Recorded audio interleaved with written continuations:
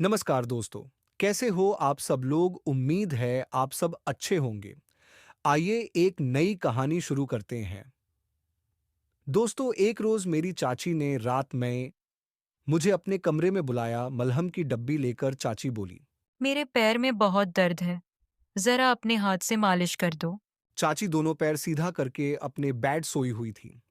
जब मैं मरहम लगाने लगा, तब मैंने एक चीज देखी जो बहुत ही गोरी थी। ऐसा लग रहा था जैसे उसमें गोरा करने वाला कोई रंग लगाया गया हो। चाची ने कहा। मैं तुम्हें एक नई मोटरसाइकिल दिलाऊंगी। दोस्तों, ये कहानी महाराष्ट्र के एक जिले नासिक के एक गांव की है, जहां पर एक बहुत बड़े व्यापारी ने एक खूबसूरत और पढ़ी लिखी लड़की से शादी की थी। उस व्यापारी के पास सब कुछ था। आलीशान घर, महंगी महंगी गाड़ियां, जीवन और दुनियावी सुख सुविधाएं। लेकिन फिर भी उनका मन काली था। एक ऐसी कमी थी जो लफ्जों से नहीं, आंखों से महसूस होती थी। ये कमी थी एक वारिसदार की, उस नन्हे से जिंदगी की जो उनके घर को गूंजते हुए हंसी खुशियों से भर देता। उनकी शादी को 3 साल हो गए थे, लेकिन उनकी उम्मीदों और कोशिशों के बावजूद घर में एक भी किलकारी नहीं गूंज पाई थी। हर सुबह जब वह उठते तो उस खाली घर में उनकी नजरें बस उस खाली कोने में रहती, जहां कभी बच्चे की किलकारियां सुनने की उम्मीद थी।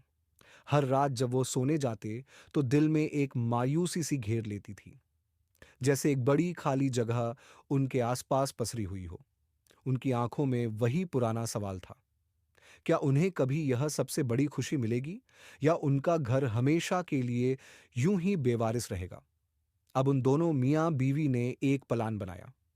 एक दिन उस व्यापारी की औरत ने अपनी छोटी बहन आरती को फोन किया और कहा। बहन, तेरे जीजा काम के सिलसिले में हमेशा आते जाते रहते हैं। इसलिए अपने बेटे सुमित को कुछ दोनों के लिए हमारे घर भेज दो। आरती ने कहा। जरूर, मैं कल सुबह भेज दूंगी। सुबह निकलते ही सुमित अपनी आंटी के घर आ गया। उसकी अंकल ने कहा, बेटा, जब हम कभी काम के मामले में बाहर जाएंगे तब तुम्हें अपनी आंटी का अच्छे से ख्याल रखना है, और इनको किसी चीज की कमी नहीं होनी चाहिए। सुमित ने कहा, ठीक है अंकल। और सुमित को कमरा अपने कमरे के बगल में दे दिया। जब सभी खाना खा तीनों लोग सो गए, रात गहरी थी। जब सुमित की आंख खुली, वह हल्का होने बाथरूम की तरफ बढ़ ही रहा था कि अंकल और आंटी के कमरे से हल्की हल्की सिसकारियां जैसी आवाजें सुनाई दे रही थीं। आवाज इतनी मधुर और गहरी थी कि सुमित वहीं पर रुक गया। उसके दिल की धड़कनें तेज हो गईं, और उसकी उम्र के 21 साल में ऐसा कुछ पहली बार हुआ था जिसने उसकी रातों को और भी बेचैन बना दिया था। वो आवाजें सुनकर उसका मन बेचैन हो गया, और उसने खुद को कंट्रोल करने के लिए बाथरूम में चला गया। वही कुछ वक्त बिताया। जब वह बाहर आया तो कुछ रिलैक्स महसूस हुआ, और उसके अंदर की बेचैनी थोड़ी कम हुई। जब सुबह हुई तो उसके अंकल को एक खास जरूरी मीटिंग के लिए दिल्ली से अहमदाबाद जाना पड़ा। जाते वक्त अंकल जी ने मुझसे कहा, सुनो बेटा, हमारे परिवार में और कोई दूसरा में मेंबर नहीं है। तुम मेरे साड़ू भाई के बच्चे हो, यानी मेरे बेटे जैसे हो। इसमें कोई फर्क नहीं है कि तुम हमारे इकलौते बेटे के समान हो। तुम्हें पता है कि मैं एक व्यापारी हूं, और काम के सिलसिले में मुझे अक्सर गुजरात जाना पड़ता है। जब भी मैं अहमदाबाद में रहूं तो तुम अपनी आंटी का अच्छे से देखभाल करना, क्योंकि तुम्हारी आंटी रात में कभी कभी सो नहीं पाती, क्योंकि उसे शुगर की बीमारी है। मैंने जवाब दिया, ठीक है अंकल जी, आप बेफिक्र रहिए, मैं आंटी की पूरी तरह से और अच्छे से देखभाल करूंगा, और उनकी हर जरूरत को पूरा करूंगा। इसके बाद अंकल जी कार में बैठकर गुजरात चले गए, और मैं अपने कमरे के अंदर आकर लेट गया, जो आंटी के कमरे के ठीक बगल था। शाम को खाना खाने के बाद आंटी मुझे अक्सर अपने कमरे में बुला लेती थी। हम दोनों घंटों बातें करते थे, और हंसी मजाक में मुंह से कही हुई बातें जो कभी भी दिलचस्प हो जाती थीं। कभी कभी वह मुझे कुछ हल्की फुल्की रोमांटिक फिल्में देखने का सुझाव देती, जिसमें इमोशनल और प्यार का संगम था। जब भी फिल्म में कोई इमोशनल पल होता तो मैं आराम से सिर झुका लेता था, और महसूस करता कि आंटी की नज़रें मुझ पर थम सी जाती थीं, जैसे कुछ खास समझाने की कोशिश कर रही हों। उनकी नज़रों में एक अजीब सा मन को बेचैन करने वाली कसीस थी, जो मेरे अंदर एक नए जज्बात को जगा देती थी। मुझे उस रात आंटी की हल्की सी सिसकारी सुनाई दी थी, जब मुझे बाथरूम में खुशी मिली थी। लेकिन मैं क्या कर सकता था? आखिरकार वह मेरी आंटी ही थी, और उनके बारे में गलत सोचना मेरे लिए एक पाप था। एक रात आंटी ने कहा, सुमित बेटा, आज रात तुम यही मेरे कमरे में मेरे पास रुकना। बाहर बादल और बिजलियां कड़क रही है और मुझे बहुत डर लग रहा है। मैंने कहा, आंटी इसमें डरने जैसी कोई बात नहीं है। बाहर चाहे जो भी हो, चारों तरफ तो मजबूत चार दीवारी है, आपको घबराने की कोई जरूरत नहीं है। फिर आंटी ने कहा, सुमित बेटा, जब मैं कह रही हूँ तो तू मेरे पास ही रहना और मैं तुझसे कुछ भी सुनना नहीं चाहती। रात को आंटी ने कहा। आज मैं तुझसे बहुत सारी बातें करनी है। मैंने जवाब दिया, मुझे ज्यादा बात करना पसंद नहीं है। लेकिन आंटी ने जोर देते हुए कहा। आज तुम्हें मेरे साथ बातें करनी ही होंगी। उनकी जिद के आगे मैंने अपनी सहमति जताते हुए कहा, ठीक है आंटी, आज हम दोनों दिल खोलकर बात करेंगे। लेकिन मेरी एक शर्त है। मैन कहा। आंटी ने मुस्कुराते हुए पूछा। बताओ सुमित बेटा, क्या शर्त है? मैंने जवाब दिया, आंटी, मैं काफी वक्त से अपने पापा से कह रहा हूं कि मुझे एक नई मोटरसाइकिल लेनी है, लेकिन वह मुझे मोटरसाइकिल लेकर नहीं दे रहे। अगर आप चाहती हैं कि मैं सारी रात तक आपके साथ बैठकर बातें करूं, तो आपको मुझे एक मोटरसाइकिल दिलवाना होगी। मेरी यह बात सुनकर आंटी बहुत जोर से हंस पड़ी। मैंने हैरानी से पूछा, आंटी, आप इतनी जोर से क्यों हंस रही हो? आंटी ने मुस्कुराते हुए कहा। अरे सुमित, इसमें कौन सी बड़ी बात है? मैं तुम्हें कल ही एक मोटरसाइकिल दिला दूंगी। लेकिन मेरी भी एक शर्त है। अगर तुम मेरी शर्त मान लो तो मैं तुम्हें मोटरसाइकिल दिला दूंगी। मैंने खुश होकर पूछा, आंटी, आपकी शर्त क्या है? आपके पास तो ऊपर वाले ने सब कुछ दे रखा है। आपको किसी भी चीज की कमी नहीं है। अगर आप मुझे मोटरसाइकिल दिलावा दें, तो मैं आपकी हर शर्त मानने को तैयार हूं। उसके बाद आंटी ने कहा। ठीक है, लेकिन आज रात में जो भी कहूँ तुम्हें वही करना पड़ेगा। मैंने जवाब दिया, ठीक है आंटी, अगर आप मुझे मोटरसाइकिल दिलावा दोगी तो मैं आपकी हर शर्त मान लूंगा। इस तरह हमारे बीच बातचीत के सिलसिले में रात कब बीत गई, हमें पता ही नहीं चला। आंटी मुझसे बातें करते करते अचानक एक नए अवतार में मुझे देखने लगी, और मुझे उनके चेहरे पर एक नई चमक दिखाई दे रही थी।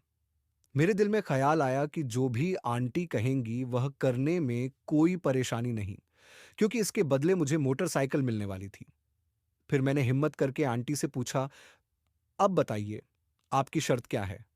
आंटी हंसते हुए बोली। सुमित, इतनी जल्दी क्यों कर रहे हो? कुछ समय में सब बता दूंगी। रात होने दो, फिर तुम्हें मेरी शर्त भी समझ में आ जाएगी। अभी के लिए चलो, सो जाते हैं। बाहर होले गिर रहे हैं और ठंड बढ़ती जा रही है। इतना कहते हुए आंटी मुझे एक मलहम दिया और अपने कपड़े को ऊपर करते हुए कहा। इसे मेरे पैर में लगा दो, बड़ा दर्द हो रहा है। मैं एक सीधा साधे लड़के की तरह वह मरहम लगाने ने लगा। लगाते लगाते अचानक मेरी नजर उनकी उस पार्ट पर पड़ गई। अब मैं क्या करता, वो इतनी चिकनी और मुलायम लग रही थी जैसे उस पर मॉइस्चराइजर क्रीम लगा हुआ हो। खैर, जब मैं मरहम लगा रहा था तब आंटी अजीब तरह की आवाजें निकाल रही थी। मैंने पूछा, आंटी, ये क्या है? तब वो बोली। तू नहीं समझेगा, बस जैसा कहा है वैसा कर। मैंने चुपचाप उनकी बात मानते हुए मालिश शुरू कर दी। मालिश करते करते आंटी सो गई और मैं भी गहरी नींद में सो गया। आधी रात को मुझे लगा कोई अजीब हालात बन रहे हैं। जाग कर देखा तो आंटी कुछ अजीब हरकत कर रही थी। मैंने पूछा, आंटी, ये क्या हो रहा है? वह बोली। जो कुछ हो रहा है उसे रोकने की जरूरत नहीं है। उनकी बात सुनकर मैं घबरा गया। मैंने कहा, ठीक है आंटी, जो आपका दिल चाहे कर लीजिए। अचानक आंटी अलग तरीके से पेश आ रही थी और बोली। तूफान की इस आहट में मेरे साथ कदम से कदम मिलाकर चलो। मैं सोचने पर मजबूर हो गया था कि अगर उनकी बात नहीं मानी तो शायद वह मुझे मोटरसाइकिल नहीं दिलाएंगे। मोटरसाइकिल के लालच में मुझे वही करना पड़ा जो वह चाहती थी। इसके बाद आंटी का हर तरीके से साथ दिया, और हम दोनों ने लगभग 2 घंटे तक एक दूसरे की कंपनी का खूब मजा लिया। थोड़ी देर बाद आंटी थक गई। मैंने कहा, प्लीज अंकल को मत बताना, वरना वह मुझे कभी नहीं छोड़ेंगे। आंटी हंसते हुए बोली। फिक्र मत कर, उन्हें कुछ नहीं पता चलेगा। तुम मुझे बहुत अच्छे लगे हो। आज तुमने मेरी सारी इच्छाएं पूरी कर दी। उसके बाद से 2 हफ्तों अंकल अहमदाबाद से वापस नहीं आने तक 1 हफ्ते तक लगातार यही कारनामा चलता रहा।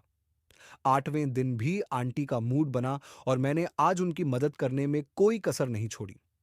लेकिन मुझे आंटी के ऊपर थोड़ा शक था क्योंकि 1-2 बार मुझे एहसास हुआ था कि वह मुझे सोता हुआ समझकर किसी से चुपके से बातें कर रही थी। खैर आज भी मैंने सोने का नाटक किया और आंटी अपना मोबाइल लेकर बात करने चली गई। मैं ज्यादा तो सुन नहीं सका क्योंकि वह बाथरूम के अंदर थी, लेकिन उनकी हंसी की आवाज मुझे सुनाई दी। तभी मैंने सुना कि वह कह रही थी, हाँ, मैंने अभी मशीन में चेक किया है और रिपोर्ट के मुताबिक मैं गर्भवती हूँ। यह सुनते ही मैं चौंक गया और तुरंत अपने बिस्तर पर आकर लेट गया क्योंकि आंटी ने दरवाजा खोला था। लेकिन जब सुबह मेरी आंखें खुली तब मैंने देखा कि अंकल अहमदाबाद से आ चुके थे। मेरा दिमाग चकरा रहा था कि बीती रात आंटी किससे बात कर रही थी और किसे वह खुशखबरी दे रही थी। क्या वह अंकल से ही बात कर रही थी या फिर किसी और दूसरे से? अब मैं यह सोचने में डूबा हुआ था कि अचानक पीछे से किसी ने मेरे कंधे पर हाथ रखा। जब मैंने पीछे मुड़कर देखा तो वह मेरे अंकल थे। वह मुस्कुराते हुए बोले, बेटा, कोई तकलीफ तो नहीं हुई? मैंने भी मुस्कुराते हुए जवाब दिया, नहीं अंकल जी, कोई तकलीफ नहीं हुई। मैंने आपके घर और आंटी का पूरा ध्यान रखा। इस पर वह बोले, ठीक है बेटा, तू अपना अकाउंट नंबर दे, मैं तुझे कुछ पैसे ट्रांसफर कर दूंगा।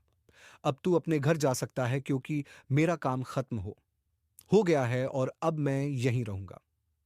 दोस्तों, जैसा कि आपको मालूम है कि वह बहुत बड़े बिजनेसमैन थे। मुझे अंदाजा था कि शायद अंकल मुझे 2,000 या 3,000 देंगे। लेकिन जब मैंने अपने मोबाइल में मैसेज देखा तब उसमें लाख रुपए आ चुके थे। मैंने चौंक कर कहा, अंकल जी, इतने रुपए देने की जरूरत क्या थी? इस पर अंकल ने कहा, बेटा, तुमको तो मालूम है कि हमारे कोई संतान नहीं है। हम तुम्हें अपने बेटे जैसा ही मानते हैं। यह कुछ भी नहीं है। और हाँ, तुम्हारे आंटी ने मुझे बताया कि तुम्हें एक मोटरसाइकिल की जरूरत है। मैंने अपने मैनेजर को कह दिया है। वह अभी तुम्हारे लिए मोटरसाइकिल लेकर आता ही होगा। तुम उस मोटरसाइकिल से अपने घर जा सकते हो। यह सभी बातें मेरे और अंकल के बीच कमरे में हो रही थीं। वहां आंटी मौजूद नहीं थी। बात खत्म होने के बाद अंकल बोले, मैं अपने कमरे में जा रहा हूं। जब मैनेजर आए तो मुझे बता देना। तब तक मैं थोड़ा आराम कर लेता हूं। अंकल के जाने के बाद मैं बाथरूम में गया, यह सोचकर कि बाथरूम की खिड़की खोलकर आंटी और अंकल की बातें सुनूंगा, क्योंकि मेरा दिमाग अभी भी उलझा हुआ था कि आंटी किसे खुशखबरी दे रही थी और वह कौन था। लेकिन मेरी आंखें हैरानी से फटी की फटी रह गईं जब मैंने सुना कि वह अपनी सेहत और बच्चे की खबरें फोन पर अंकल को ही दे रही थी, क्योंकि वह अभी दोनों खिलखिलाकर आपस में बातें कर रहे थे कि हमारे सारे सपने पूरे हो गए। अब मैं सुन रहा था, आंटी बहुत खुश थी। वह कह रही थी कि हमारे घर में अब एक नई खुशी की शुरुआत होगी। लेकिन मेरे पैरों तले जमीन उस समय खिसक गई जब मैंने अंकल की बात सुनी। अंकल बोल रहे थे कि तुम्हें कोई शक तो नहीं है कहीं यह सुमित किसी से यह सारी बातें बता ना दे। तभी आंटी ने मोबाइल निकालकर अंकल को एक वीडियो दिखाया। दोस्तों, उस वीडियो में वही सब था जो मैंने आंटी के साथ सुनहरे पल बिताए थे। यानी उन्होंने उन पलों को एक गुप्त तरीके से कैमरे में रिकॉर्ड कर लिया था। अब अंकल ने कहा, यह कदम बहुत जरूरी था। अगर किसी ने कुछ कहा तो हम इसे सामने रख देंगे। दोस्तों, उस समय मेरी हालत ऐसी थी जिसे मैं ही समझ सकता था। मैं बाहर आया और सोचा कि आखिर अंकल और आंटी ने ऐसा क्यों किया। यह तो वह किसी और से भी करवा सकते थे, शायद इसलिए कि उन्हें अपने परिवार के सदस्य के रूप में मेरी जरूरत थी। यह सोचकर मैं अपनी जिंदगी में किसी से भी यह ना जिक्र करने की कसम ली थी जो मैंने यहां पर किया था, और यह सोचकर अंकल को आवाज दिया। उनका मैनेजर मेरी मोटरसाइकिल लेकर आ गया था। अंकल भी बाहर आए और उन्होंने मुझे विदाई दी। आंटी ने भी हाथ हिलाकर टाटा बाय बाय किया। मैं अपने घर पर पहुंच गया था। मैं अपने उस बीते हुए कल को अपने लाइफ में कभी भी याद नहीं करना चाहता था, लेकिन 9 महीना पूरा होते ही एक दिन मेरी माँ ने मुझसे कहा। बेटा, क्या तू अपने आंटी के यहाँ चलेगा? उनको एक लड़का हुआ है और वह लोग बड़े धूमधाम से पार्टी कर रहे हैं। मैंने माँ से कहा, माँ तुम चली जाओ, मेरा आज इंटरव्यू है दोस्तों, मैंने अपनी लाइफ में आखिरी बार अपने आंटी को हाथ हिलाते हुए देखा था। मैं उनकी जिंदगी से कोसों दूर आ चुका था, क्योंकि उन्हें जरूरत थी एक बच्चे की। अब वो पूरा हो गया। उनके आज की घर खुशियों से भर गया था। अब मैं उनकी इस खुशी में किसी भी प्रकार का उलझन नहीं बनना था। आशा है हमें कि आपको यह कहानी पसंद आई होगी। एक दूसरी कहानी जो जबरदस्त स्टोरी है, अगर वीडियो अच्छा लगा हो तो एक लाइक करके चैनल को सब्सक्राइब कर लीजिए। साथ में बेल नोटिफिकेशन को ऑल पर सेलेक्ट करके रखिए, जिससे हमारी हर वीडियो आप तक बहुत आसानी से पहुंच सके।